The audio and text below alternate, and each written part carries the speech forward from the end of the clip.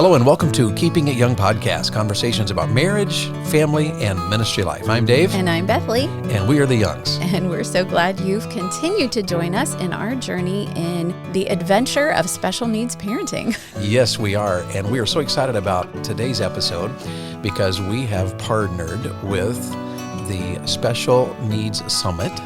Last year in their summit, our friend Renee Gamble spoke and shared about her journey with a son who is autistic.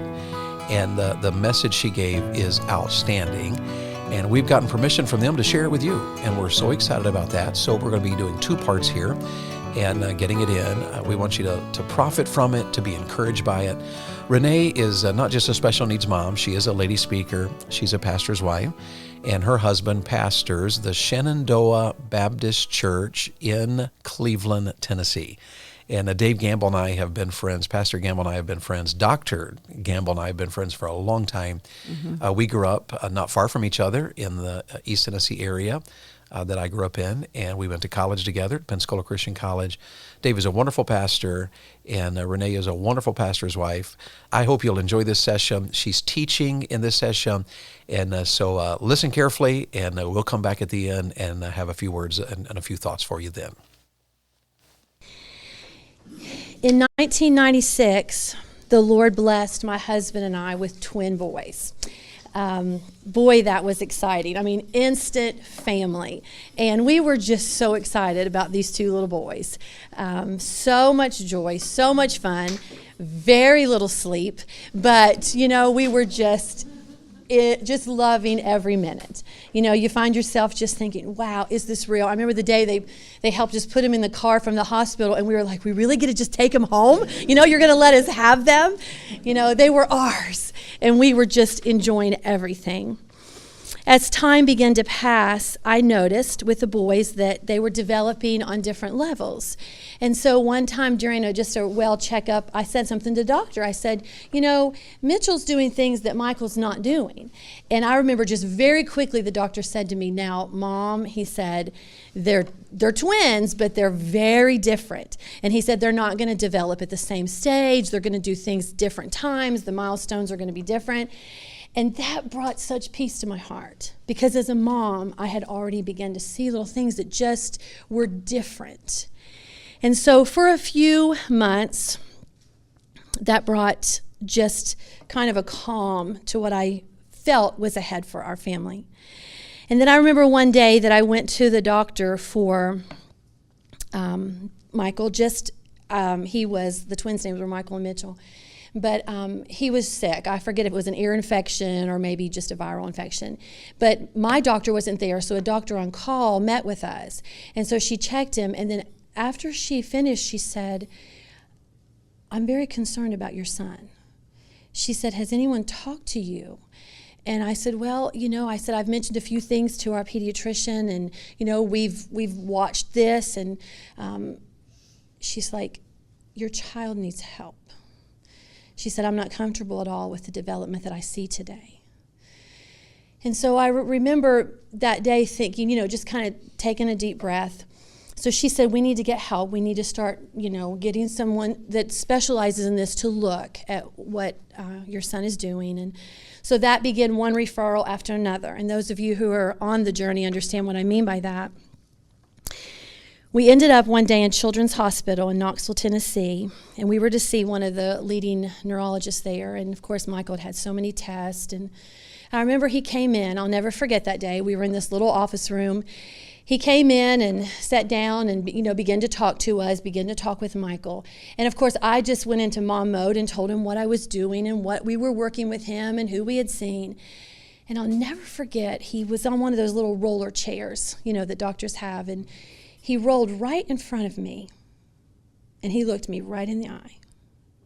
And he said, you have to give up this hope that you have that this child is normal. This child is not normal.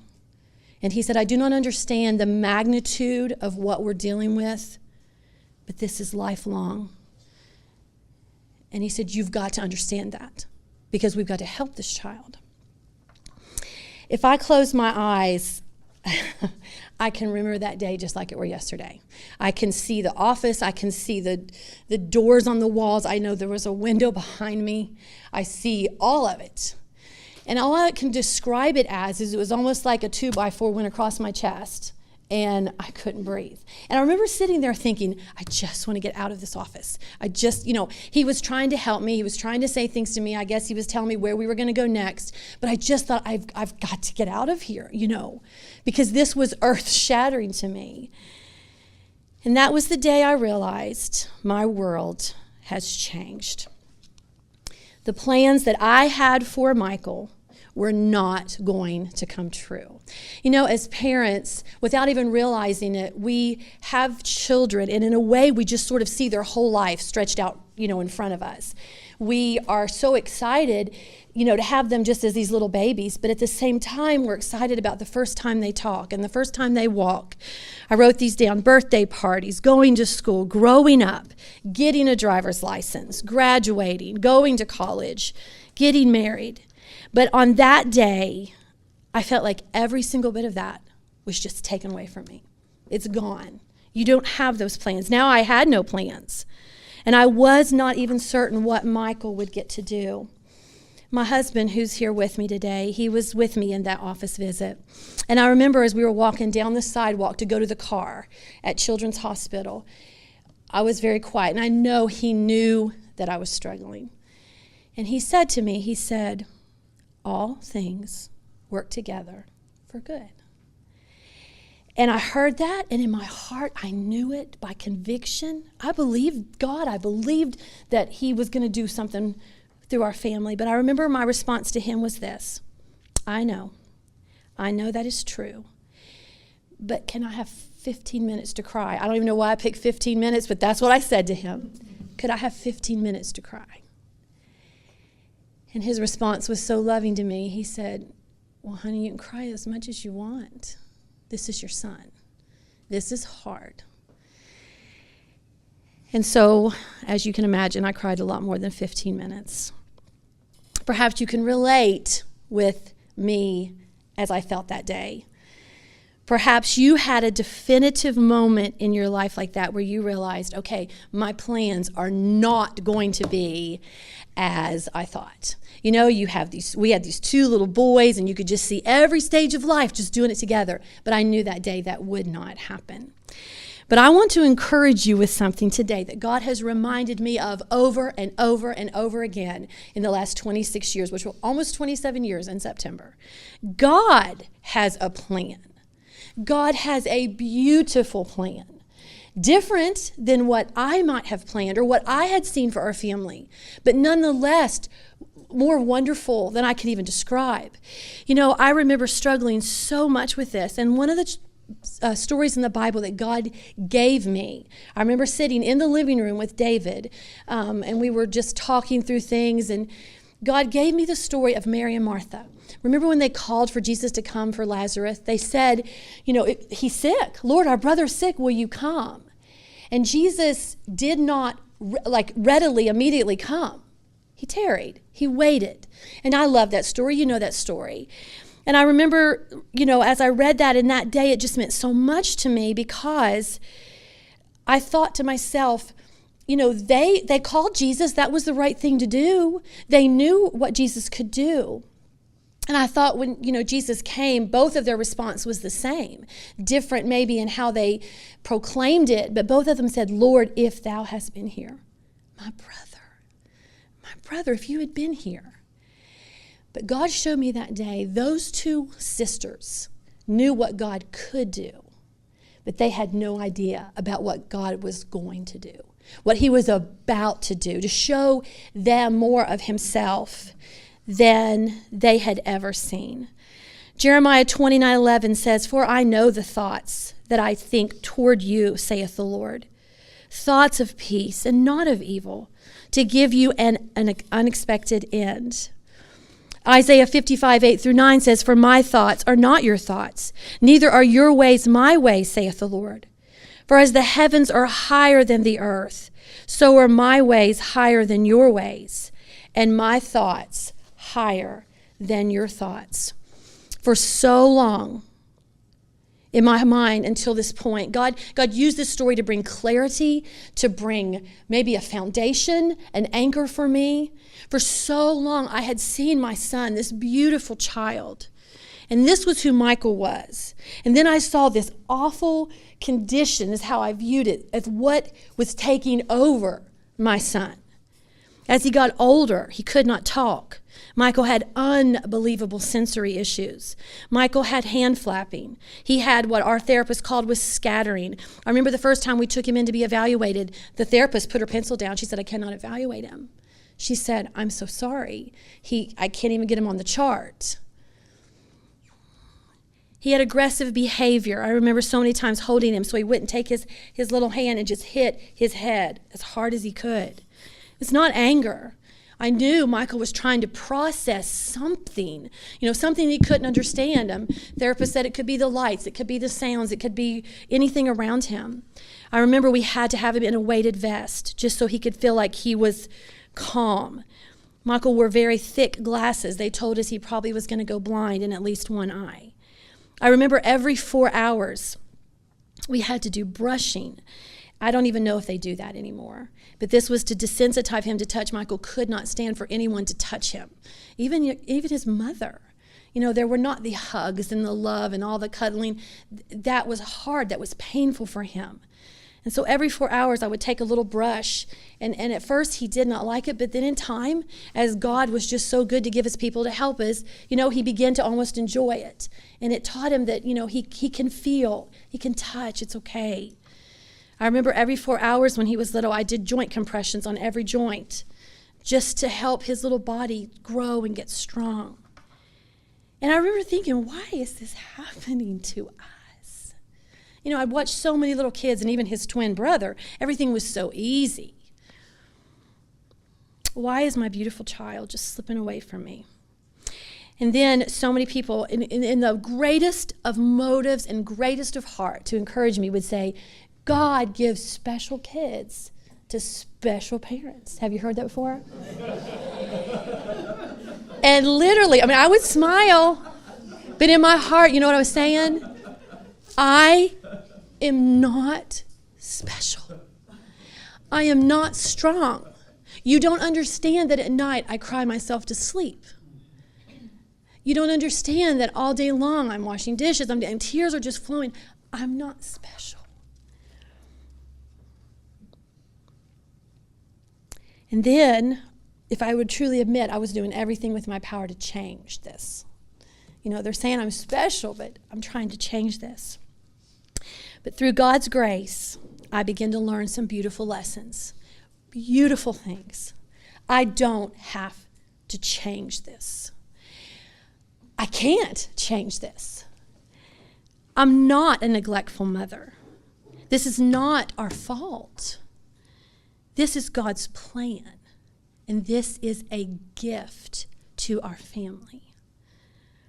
And David and I would get the privilege of having a front row seat in watching God do impossible things.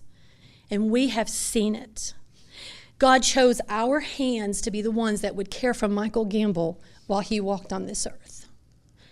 God chose us to be the advocate for Michael. We would get the help that he needed. God chose us to train him, to guide him. I thought of the word, this is a therapy word, redirect him. You've heard that. To love him. And by God's grace, let me tell you, we have seen the impossible. Luke 1:37 says this, for with God, nothing shall be impossible.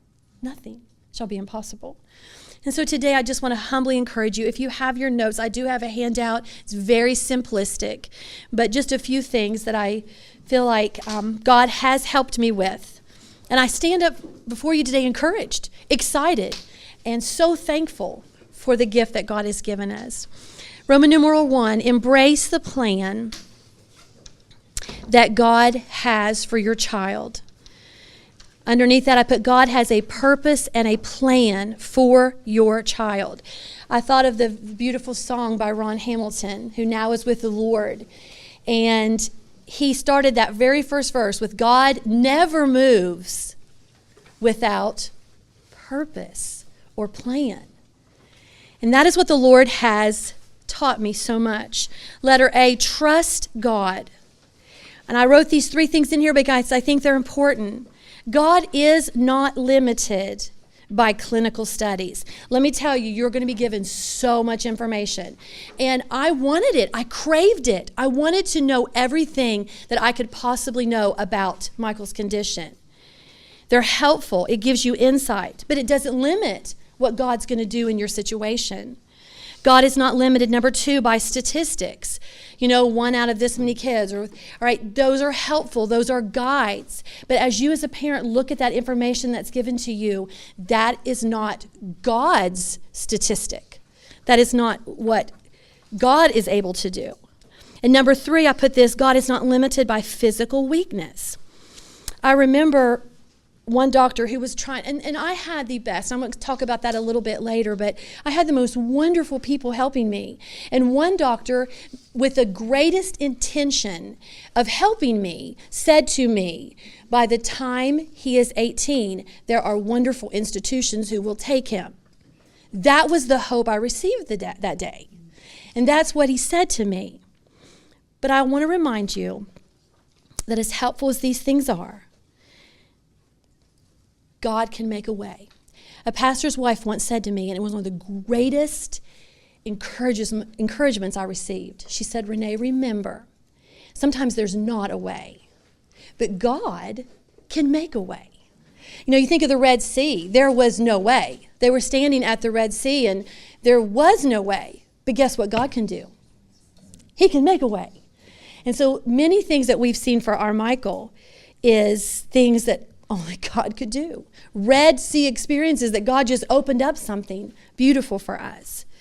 Our children are not a mistake. They're not a tragedy. They are created in the image of God, and our God can make a way. Letter B, I put thank the Lord. I had to get to a point where I didn't separate Michael from his disability. I had to see him, this is my son. This is who I have. And so many times I would hear people who had been down the journey longer than me say, if I could change it now, I wouldn't.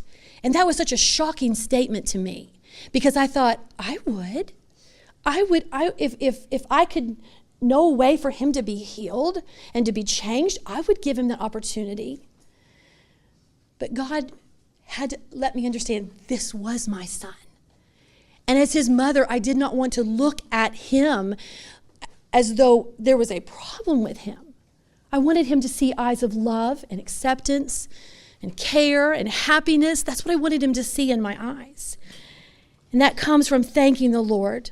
Number 1, my child is fearfully and wonderfully made. Psalm 139:14. Also thank the Lord, I get to have a part in his life or her life. This is a privilege. God chose me. What a gift. And so my first exhortation to you is embrace the plan. Not just endure, not just wish away the time. Embrace it. This is what God has brought to our family. Oh, Renee, that was so good.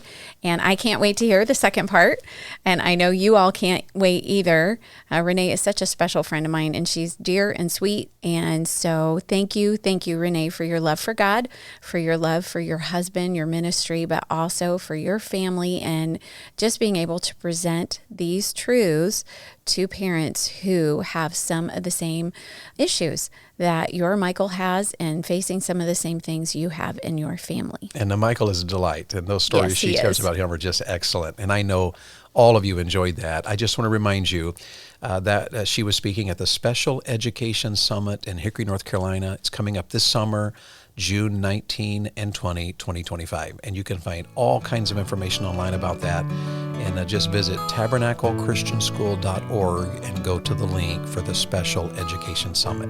Check that out. You that have special needs kids, I think you will just be amazed at the resources that are available. I'm so glad that Pastor Scott Hooks has the burden to put this conference on, and it is excellent. So check it out. There's a lot you can find on the YouTube videos. All the videos are available on YouTube from this conference, and you will enjoy them. Now, you that are listening to this one, do not jump ahead and finish it.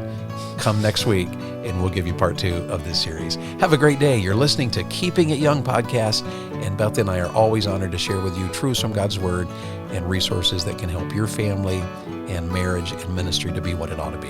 Whatever else you do this week, make sure that you serve the Lord with gladness. The Keeping It Young podcast is a Bax 5 Media production.